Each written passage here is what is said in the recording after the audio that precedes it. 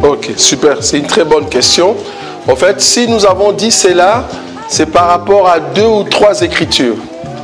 Je te ramène d'abord l'écriture de Noé. Est-ce que dans l'arche de Noé, il y a eu un bébé? Dieu a tué tous les bébés. Dieu a tué tout le vieux. Vous imaginez? Un bébé qui vient de naître, qui n'a rien du tout, mais Dieu les a tués. Pourquoi? Je vais donner la réponse tout à l'heure. Au temps de Lot, Lot est sorti avec ses 2 filles. Tu es d'accord avec moi? Il est sorti de la ville parce que c'est les anges qui les a accompagnés. Il y a aussi la femme de Lot qui était sortie, mais cependant la femme de Lot est devenue un bloc de sel. Ça va? Mais est-ce que quand Lot est sorti, il est sorti avec des bébés? Mais la Bible dit que la ville tout entière a été consumée. Tu es quand même d'accord avec moi? Dans cette ville, il y avait quand même des mamans qui accouchaient, des mamans qui avaient des bébés. Donc du coup, ces bébés sont morts. Dieu les a tués. Tu vois? Pourquoi Dieu va les tuer? C'est parce qu'il y a une écriture au fait dans les livres de 1 Corinthiens chapitre 7. C'est cette écriture-là qui nous soutient. Voilà, le verset 14. Nous allons lire ça. Regarde ce que la Bible dit. 1 Corinthiens chapitre 7. Oui. Car le mari non-croyant est sanctifié par la femme, et la femme non-croyante est sanctifiée par un frère. Autrement, vos enfants seraient impurs, tandis que maintenant, ils sont saints. Tu vois? Les enfants, pour aller au ciel, il faut être saint. Maintenant, un bébé qui est saint, c'est qui?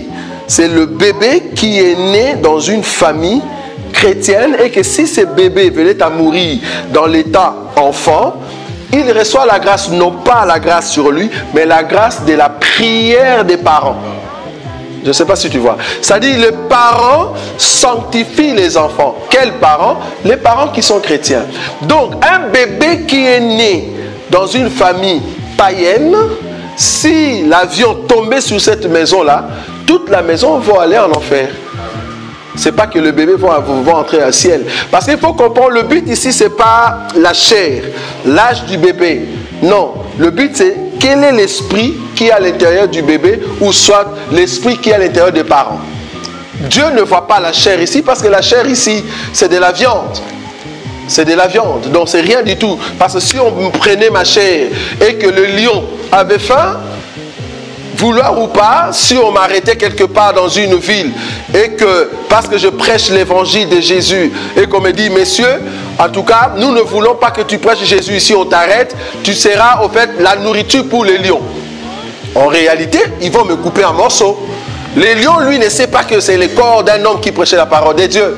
Les lions à faim, il va manger comme étant sa nourriture. Tu vois? Donc ce n'est pas le corps ici qui est important, c'est ce qui est à l'intérieur. Donc du coup, une famille païenne, leur vie, l'esprit qui dirige cette maison, c'est l'ennemi. Donc tout enfant qui naît là-bas, s'ils sont encore enfants, je souligne, parce qu'il faut que l'enfant arrive à une maturité pour que l'enfant comprenne ou choisir la voie du Seigneur ou pas.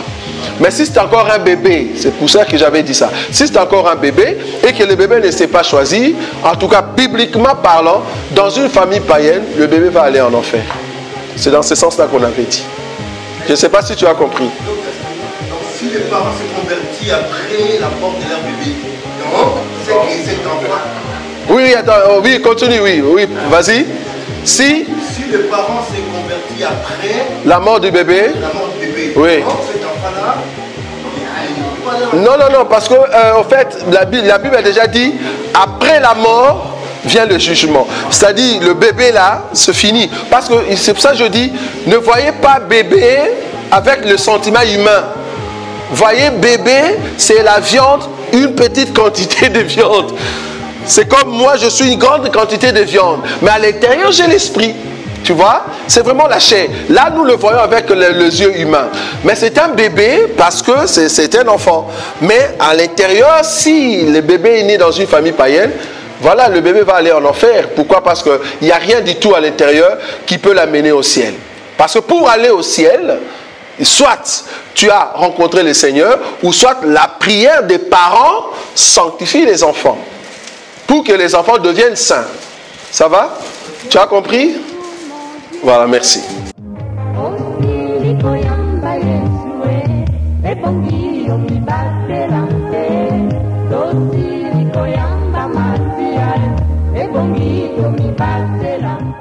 Non, c'est une très bonne question. Au fait, nous, enfants de Dieu, comment je peux illustrer cela?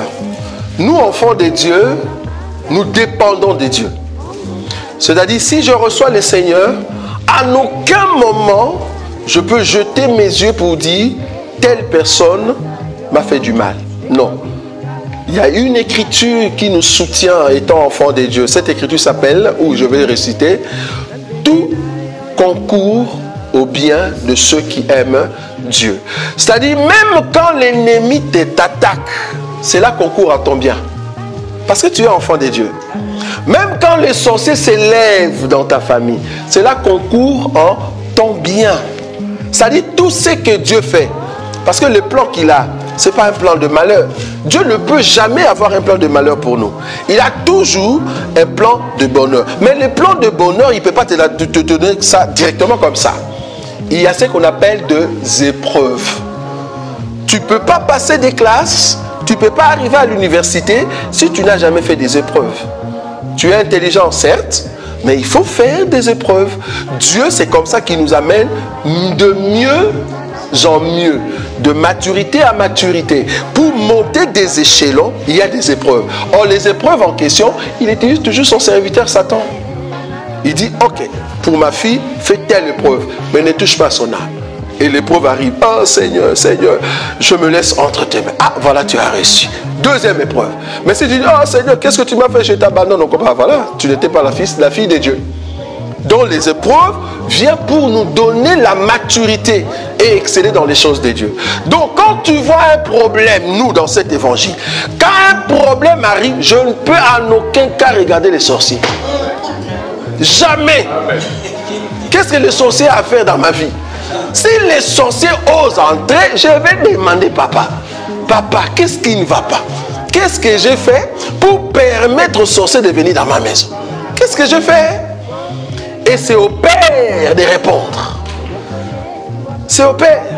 Jésus n'a jamais dit à vous les Juifs, pourquoi vous voulez me tuer? Bon, il a dit ça, c'était avant. Mais quand il est arrivé le jour de sa mort, quand les ténèbres étaient là, il dit, c'est votre temps. C'est le temps des ténèbres. Il s'est laissé entre les mains du Père pour que le châtiment le frappe. Ça, c'est un enfant de Dieu. Or, Jésus, ce qu'il faisait, il savait qu'il va monter d'échelon. Il va changer de stature. Vous voyez? Donc, un enfant de Dieu, tu vas monter avec des épreuves. Sans les épreuves, oublie. En d'autres termes, sans les déserts, tu n'es pas un enfant de Dieu. Il faut qu'il y ait toujours les déserts. Oh, Dieu a déjà dit dans sa parole que dans les déserts, il y a quoi? Les serpents et les scorpions. Lui-même a dit ça. Mais il t'amène là-bas. Venez, venez. Il nous amène dans les déserts. Il sait très bien qu'il y a les serpents et les scorpions. Oh, les serpents et les scorpions, il a dit, vous écraserez. Il dit, la marque, comment on dit ça? Voici les miracles qui accompagneront ceux qui auront cru.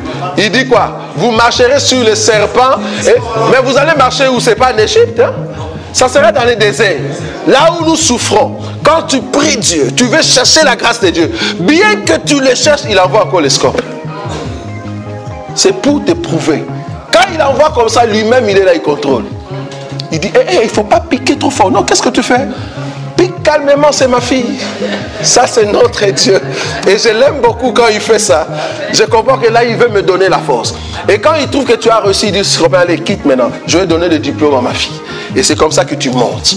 Quand tu gagnes comme ça, tu seras une personne très forte. Et tu n'auras pas peur des sorciers. Nous, on n'a pas peur des sorciers. Parce que nous savons qui nous sommes. Et quand les sorciers viennent, c'est parce que c'est le Père qui a permis cela. Mais c'est pendant que nous montons. Ça va?